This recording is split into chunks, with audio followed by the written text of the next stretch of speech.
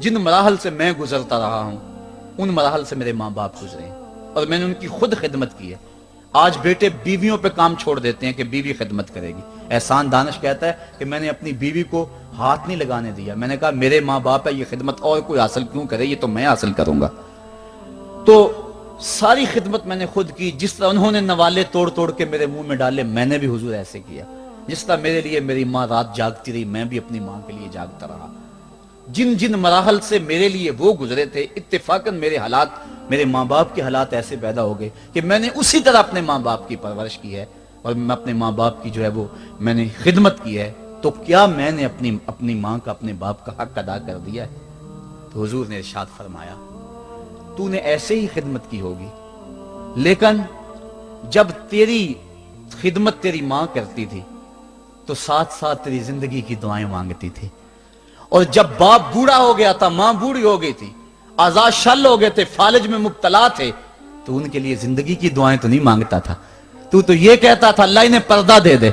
تیری ماں نے تو کبھی تیرے لیے پردہ نہیں مانگا تھا. بیٹا لولا ہو، بیٹا لنگڑا ہو، ماں کبھی نہیں کہتی بیٹے کو ڈاکٹر جواب دے دیں. ماں کبھی نہیں کہتی کہ میرے بیٹے کو اللہ پردہ دے دے. ماں یہی کہتی ہے مالک مجھے لے لے، میرے بیٹے کو زندگی دے دے. میں سب کچھ بیچ دیتی ہوں، اپنا زیور بیچ دیتی ہوں، میرے بیٹے کی صحت بچ جائے، میرے بیٹے کی زندگی بچ جائے. ماں کی موجودگی میں کوئی کہہ بھی نہیں سکتا. باپ کے لیے تو کہہ دے، ماں کے لیے تو کہہ دے بڑی تکلیف ہے تیرے باپ کو، بڑی تکلیف ہے تیری ماں کو، اللہ کرے اب پردہ ہی عطا کر دے. خود نہیں کہتا تو کسی سے یہ سن سکتا ہے بندہ، لیکن ماں سن سکتی ہے کوئی کہے اللہ تیرے بیٹے کو پردہ دے دے.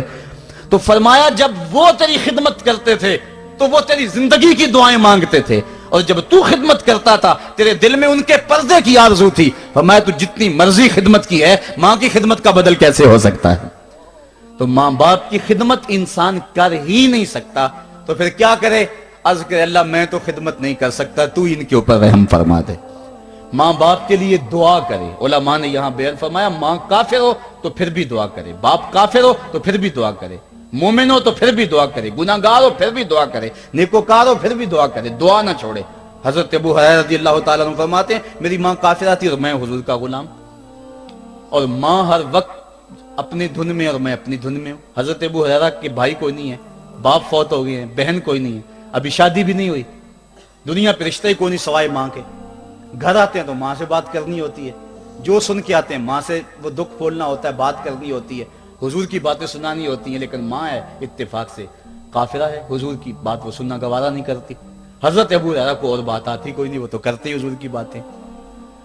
ایک دن حضور کی بات چھیڑی، ماں کی زبان سے کوئی جملہ ایسا نکلا جو سخت تھا، گوارا نہ ہوا، چھوڑ دیا گھر کو. ماں تیری عظمت کو سلام، لیکن رسول اللہ کے مقابلے میں تیری کوئی شان نہیں ہے. گھر سے نکلے، لیکن نکلے تو پاؤں ڈگمگا رہے تھے کہ دنیا پہ ایک ہی رشتہ تھا وہ بھی جاتا رہا. چند قدم چلے تو دل میں خیال آیا سارے دکھوں کا جو مداوع کرتا ہے مساقہ کی بارگاہ میں یہ دکھڑا کیوں نہ بیان کر دو. دریائے رحمت جوش میں تھا، وہ دلوں کی حالتیں بوجھ لینے والے آقا نے پوچھا ابو ہریرہ کیا ہے؟ عرض کی حضور میری ماں کی ہدایت کے لیے دعا کر دو.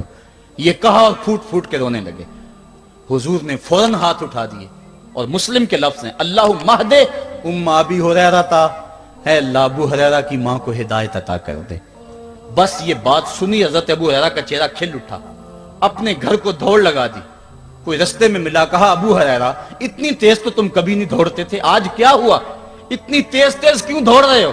کہا آج ہی تو دیکھنا چاہتا ہوں کہ گھر پہلے میں پہنچتا ہوں یا میرے آقا کی دعا پہلے پہنچتی ہے. حضرت ابو ہریرہ فرماتے ہیں جب میں گھر پہنچا تو دروازہ بند تھا. میں نے دستک دی، اندر سے آواز آئی بیٹا ٹھہرو میں آتی ہوں. کہا اس لہجے کو جان گیا، اس میں محمد کی بولی بول رہی ہے. کہا تھوڑی دیر کے بعد میری ماں آئی، تازہ غسل کی وجہ سے اس کے بالوں سے پانی کے قطرے ٹپک رہے تھے، اور میری ماں زنجیر کھول رہی تھی، اس کے لبوں پہ شہادت کا کلمہ جاری تھا. تو والدین کے لیے مغفرت کی دعا کرتے رہیں، والدین کی بخشش کی دعا کرتے رہیں. والدین جب دنیا پہ ہوتے ہیں تو اللہ کی رحمت کا گھنا سایہ ہوتے ہیں، لیکن جب دنیا سے چلے جاتے ہیں ان کی قبر سے بھی فیض ملتا ہے اور سکون اور طمانینت ملتی ہے. والدین فوت ہو جائیں تو ان کے حق ختم نہیں ہو جاتے، بلکہ حدیث میں آتا ہے 4 حق ایسے ہیں والدین کے جو مرنے کے بعد بھی اولاد کے ذمہ باقی رہتے ہیں. الصلاۃ، ان کے اوپر نماز جنازہ پڑھی جائے. دوسرا حق अल-इस्तिग़फ़ार लहुम, उनके लिए बख्शिश की दुआ करते रही जाए, मुसलसल दुआ की जाए बख्शिश की उनके लिए। और एक रिवायत में मैंने पढ़ा है, अगर कोई बंदा, उसके वालिदैन हालत नाराजगी में फौत हो गए, वालिदैन नाराज थे, मौका ना मिल सका मनाने का और वालिदैन फौत हो गए, तो हदीस में आता है कि वो कसरत के साथ, एक तो अपनी खाला के साथ, माँ अगर फौत हुई है तो बाप हुई है तो बाप के भाइयों के साथ उसने सलूक करे, बाप खुश होगा। दूसरा, कसरत के साथ अपने वालिद के लिए इस्तिग़फ़ार, वालिदा के लिए इस्तिग़फ़ार करता रहे। जब कसरत से इस्तिग़फ़ार होता रहेगा तो इसके वालिदैन राजी होंगे, अल्लाह इसके गुनाह को माफ फरमा देगा। दूसरा हक वालिदैन का ये है, इस्तिग़फ़ार लहुम, उनके लिए बख्शिश की दुआ की जाए, हदीस में आते हैं। तीसरा हक, बिर्रुल अस्दिक़ा, माँ की सहेलियों, बहनों और रिश्तेदारों के साथ, और बाप के दोस्तों, भाइयों और रिश्तेदारों के साथ उसने सलूक किया जाए। और चौथा हक, इंजाजुल वाद, वादों को पूरा करना, यानी माँ ने या बाप ने जो वादे किए हुए थे, मस्जिद से कोई वादा था, मदरसे से वादा था, किसी फलाही तंजीम से वादा था, किसी गरीब से इयानत का वादा था, या उनसे उनका मामूल था इयानत करने का, तो जो उनके मामूलात हैं अच्छाई के, उनको जारी रखा जाए और उस सिलसिले को बाकी रखा जाए। तो ये 4 हक ऐसे हैं जो वालिदैन के मरने के बाद भी औलाद के ज़िम्मे बाकी रहते हैं। अल्लाह के हबीब सल्लल्लाहु अलैहि वसल्लम के वालिद उस वक्त इंतकाल कर गए थे जब हुजूर शक में मादर में थे, वालिदा उस वक्त इंतकाल कर गई जब उम्र 6 साल थी। अबवा की रेत के टीले हैं, मदीनातुल मुनव्वरा से वापसी है, हजरत आमना, हजरत उम्मे ऐमन और हुजूर, 3 नफूस पे मुश्तमिल ये काफिला है, 2 ऊंट हैं। हजरत आमना को बुखार हो गया, जान गई कि ये मेरा बुखार जानलेवा साबित होगा। उम्मे ऐमन को बुलाया, हुजूर का हाथ पकड़ के उनके हाथ में देते हुए कहा, उम्मे ऐमन, मेरे इस बेटे को बहफाजत अमीर कुरैश अब्दुल मुत्तलिब तक पहुंचा देना। और फिर अपने बेटे को पास बैठाया, सर पे हाथ रखा, प्यार करना चाहा और कोई बातें करना चाही, लेकिन ज़बत के सारे पैमाने टूट गए, आंखों से आंसू निकलने लगे। बेवा माँ ने जब अपने दुर्रे यतीम के सर पे हाथ रखा तो फिर अरब की रेत के जर्रे भी रोने लगे। सैयदा आमना ने रोते हुए चंद जुमले कहे जो इब्ने हशाम ने महफूज किए। कहा, बेटा, हर नई चीज ने पुरानी हो जाना है और हर बाकी ने फना हो जाना है। मैं भी जा रही हूं, वह जिक्री बाक, लेकिन मेरा जिक्र नहीं मिटेगा। वह वलत तो तोहरा, इसलिए कि तेरे जैसा पाकीज़ा बेटा छोड़ के जा रही। जिन माओ के बेटे इतने अच्छे हों, उन माओ का तज़किरा नहीं मिटा करता। ये जुमले कहे, उसके बाद हजरत आमना ने आंखें बंद कर ली। हुजूर अलैहिस्सलातु वस्सलाम अपनी माँ के जस्त पे फूट फूट के रोए, रेत के टीले में माँ की तदफीन की, ऊपर मिट्टी अंढेल दी, आंसुओं का छिड़काव किया। आज हो भी क्या सकता था, मदीना तो रसूल में हुजूर की वालिदा फौत होती तो आका करीम के लिए, माँ के लिए कितने सहाबा जनाजे में आते, कितने लोगों का हुजूम होता, जन्नत से फरिश्ते भी फूल लेकर आते। लेकिन आज ना कोई जनाजे में शामिल है। वो क्या, किसी ने कहा, तुझे किन फूलों से हम कफन दें, तो जुदा ही ऐसे मौसमों में हुआ जब दरख्तों के हाथ फूलों से खाली थे।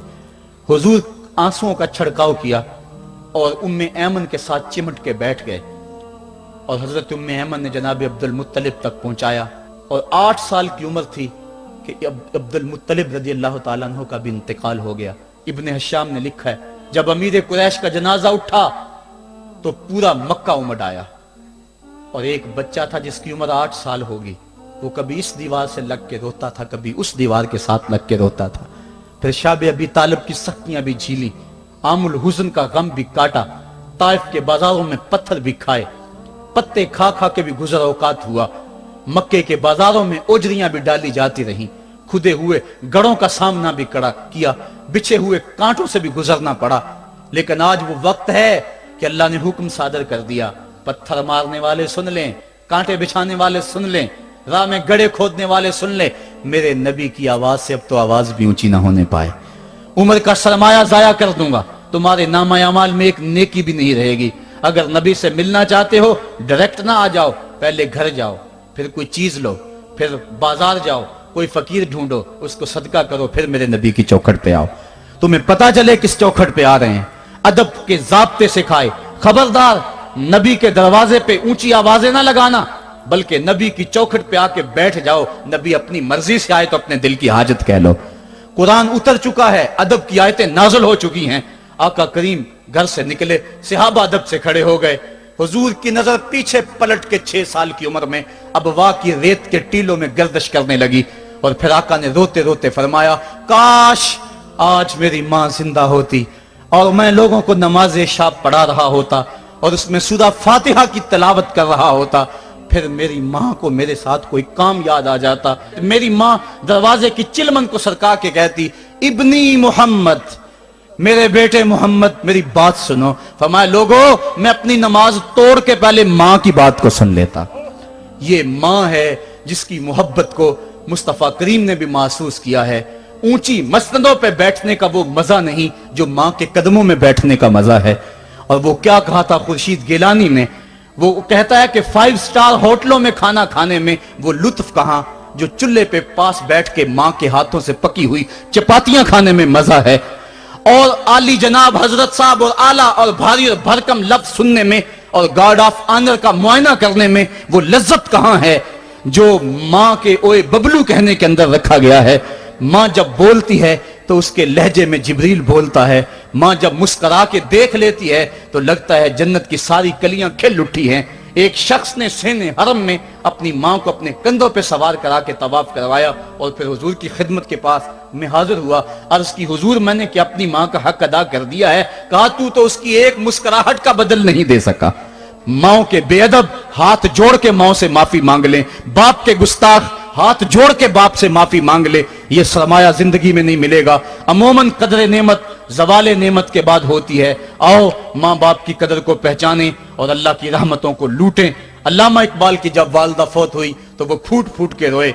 जवान होने के बावजूद उनकी आंखों से आंसू नहीं थमते थे और फिर रोते रोते कहते थे, वतन में होगा अब किसको मेरा इंतजार, कौन मेरा खत ना आने से रहेगा बेकरार, आरज़ू लेके तेरी खाक के तुरबत पे आऊंगा, अब दुआए नीम शब में किसको मैं याद आऊंगा।